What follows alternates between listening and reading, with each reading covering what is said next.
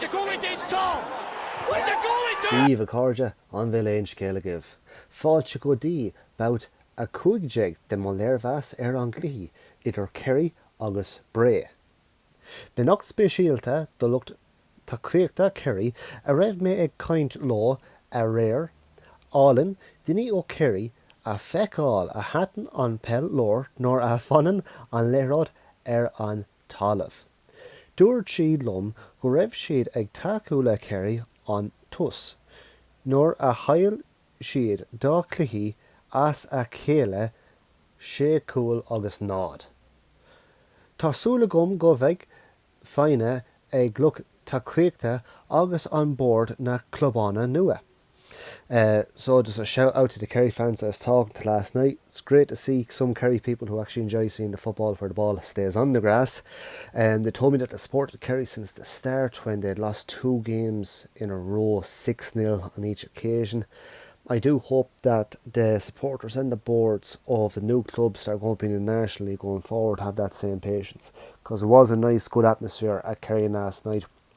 Good crowd, good buzz about the place. They know it's a new club, the limitations about that, but they're still positive about their club, which is great to see.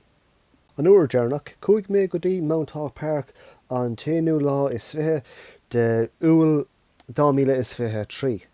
An lá sin, bhuail Kerry Ringmahan Rangers dá cúil in aig a nád sa FAI Cup. So the last time I was down in Mount Hawk was 21st of July 2023. On that day, Kerry bet Ringmahan Rangers 2-0 in the FAI Cup.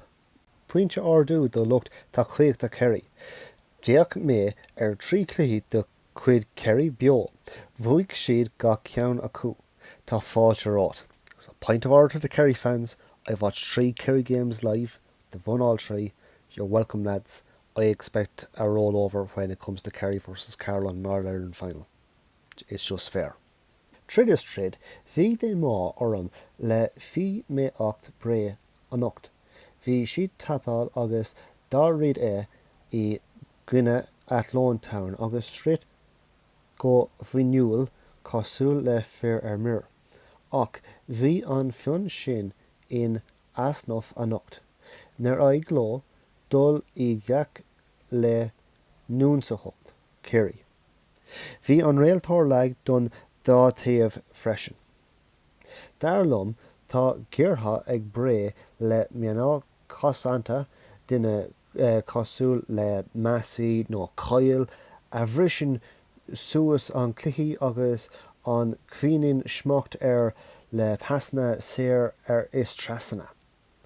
Ba Billy O'Neill an téan splocht jochas ag Bray. Na harla an rud dearfach an nocht. Ba bhí ina chluiche leis. Tásúil gom go níróig go híntaach leis ina slíomhatha. Overall, I was very disappointed with Bray's performance. They were fast, they were hungry for the ball against Athlone. You know, they ran with purpose, they ran like madmen. They were brilliant in that opening half against Athlone. That was missing tonight. Whether it was the goal in the opening seconds just knocked their confidence or what, I'm not sure. But they weren't able for the physicality, the aggression of Kerry. The ref was bad for both sides as well. I heard people from both Kerry and Bray giving out about the referee quite a bit there during the game. I think Bray badly need to sign a defensive midfielder, someone like Dane Massey or Kyle, just to break up that play, to pass it backwards, pass it sideways, just to help control the game, because they have such brilliant creative young lads going forward when the game is going their way. But when the game isn't going their way, they don't have anyone just to calm things down and just bring the control back to them. Like if Kerry had to go chasing the ball and pushing up a bit more and they're chasing shadows a bit, allow Billy, allow the rest of the lads to run into space, I think Bray would have had a better chance, because it was when Billy was running into space on the few occasions they got to that Bray looked like they were going to do something. So he was Bray's only bright spark there tonight. If anything was to happen, it was going to be because of him. You know, I hope he has a great career in the future. Carlock do Kerry, 3 hour on Clog Block Avoyne. It's 3 hours one way from Carlock to Kerry.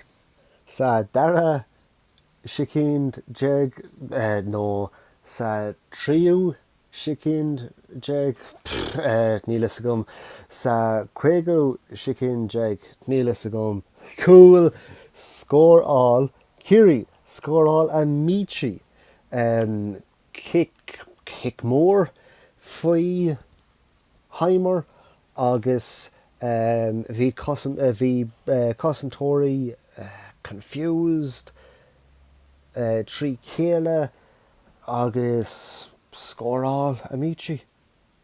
Straight from tip, Kerry ball back down to Heimer. Heimer long kick, confused with the Kerry defenders. Seems like there's a pass back. Jimmy, the Bray goalkeeper, realises he's about to pick it up, realises actually he can't, he's after chesting it down. Complete confusion, complete madness in the Bray box. Goal for Kerry, great goal. I think that really rattled the nerves here for Bray, unfortunately, so that did. So Truckit no made. Truck tackle Billy O'Neill. So 30th minute there was a bad tackle on Billy for Bray. On score Egley Ama. Kerry, Cool Avoin, August Bray nod. Score at half time, Kerry 1, Bray 0. Sadara no made is Quego. Kick Prinos do Bray. Score all Murphy. Kerry, Cool Avoin, August Bray, Cool Avoin. Och, bhí smacht ag Sean McGrath an Lorna Park. Regardless of this, though, Sean McGrath just controlled midfield last night, so he did. Sa Shockdown no made is Octo Cool. Score all Alabi do Kerry. Score all Kerry o kick canoeing. Os och de dia ila hawk da Jimmy. Ka ata on Cool Varja. Kerry 87th minute, then putting the corners in all night on top of Jimmy Corcoran in the Bray goal. This one finally works. Some of the other ones are quite sloppy. Keeper can't catch it. Skirmish in the box. Ball at the back of the net. I don't know. Poor, very poor from Kerry, from Bray, so that was. Dia ila hokta means God Almighty. And since doing these reviews, it's probably one of my favourite expressions. Dia ila hokta. Darren and Darren lad. Kerry, da cool, August Bray, cool avoin. Near La Rochelle on Realtor on Glihi Goma. The referee didn't manage that game well, folks. Lake Nahimra, Sean McGrath. Nor a honey me UCD a Kuna Kerry. Fi alon fell stuka on. Coffig Bray, vet reg done made shin.